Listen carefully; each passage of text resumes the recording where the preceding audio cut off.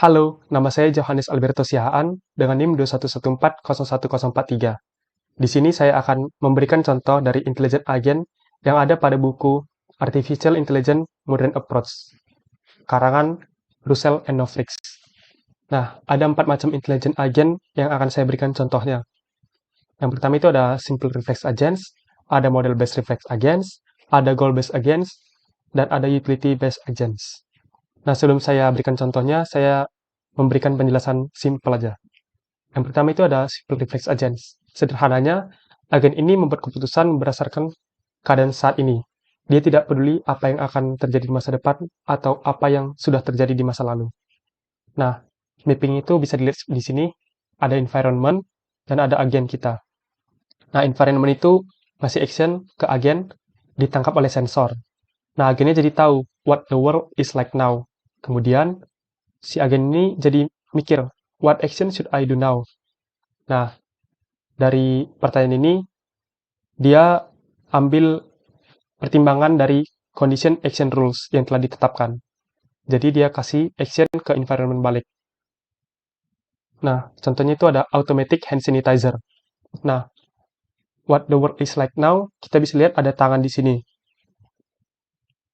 di bawah sensornya. Kemudian, kalau ada tangan, what should I do now? Si automatic hand sanitizer-nya mengeluarkan hand sanitizer. Nah, jika nggak ada tangan, si hand sanitizer-nya nggak mengeluarkan hand sanitizer seperti itu. Nah, yang kedua ada model based reflex agent. Sederhananya, agen ini mengambil keputusan berdasarkan kondisi yang saat ini dan apa yang telah terjadi pada sebelum-sebelumnya, serta dia melihat juga proyeksi tentang apa yang mungkin terjadi di masa depan. Nah, mapping itu bisa dilihat di sini ada environment dan ada agen. Nah, seperti tadi, ngasih action ke agen, ditangkap oleh sensor, dan agennya ini jadi tahu what the world is like now. Berdasarkan state, keadaan saat ini, lalu how the world evolves, bagaimana kejadian sebelumnya telah terjadi, dan what my actions do, apa saja action yang bisa aku ambil. Nah, kemudian berdasarkan condition dan rules, dia ambil what action should I do now, seperti itu. Contohnya itu ada AI chess player. Nah, kondisi sekarang itu, anggap kita yang warna putih, player, dan komputer itu warna hitam. Nah, kondisinya itu si kudanya udah di row 3. Berarti state-nya itu keadaan sekarang kudanya udah di row 3.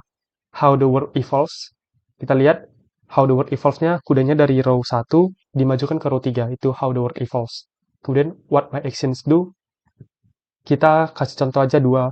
Si AI-nya itu bisa kasih action majukan pion yang ini dari row 7 ke row 5 atau majukan kuda dari row 8 ke row 6 di sini. Nah, berdasarkan condition action rules-nya, dia lihat kalau aku majukan pion ini, kemungkinan si player akan makan pionnya. Dan kalau aku majukan kuda ini, kemungkinan belum ada apapun yang terjadi.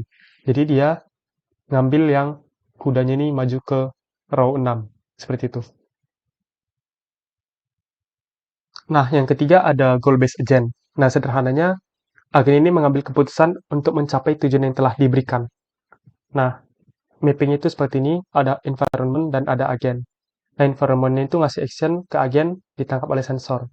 Agennya ini jadi tahu what the world is like now dan what it will be like if I do action A. Berdasarkan state, how the world evolves, dan what my actions do.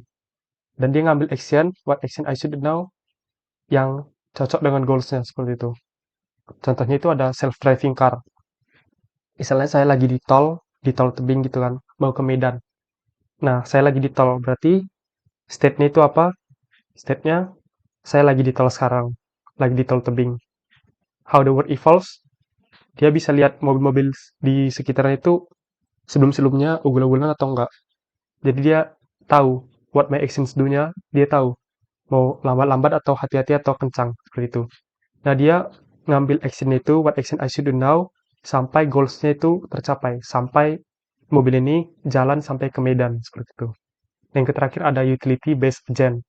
Sederhananya mengambil keputusan untuk mencapai tujuan, tapi paling efektif dan paling efisien, dan paling minim juga risikonya, seperti itu. Mapping itu bisa dilihat di sini, ada environment dan ada agen. Nah, environment-nya ngasih action ke sensor di agen, Lalu si agennya jadi tahu what the world is like now, what it will be like if I do action A, dan how happy I will be in such a state. Nah, ini yang membedakan dari goal-based gen. How happy I will be in such a state. Dia bisa lihat how happy karena efisien, karena efektif, karena risikonya minum seperti itu. Lalu dia ambil actionnya. Nah, contohnya ada Google Map. Nah, misalkan sekarang saya lagi di Lapangan Merdeka mau ke Sun Plaza. Saya di sini, Google Lapangan Merdeka dan Sun Plaza di sini. Nah, Google Map-nya menunjukkan map-nya seperti ini. Saya sekarang current state-nya di sini, lalu how the world evolve, dia ngasih tahu sebelum-sebelumnya itu jalan di sini macet nggak, atau kenapa nggak ngambil dari jalan yang ini aja.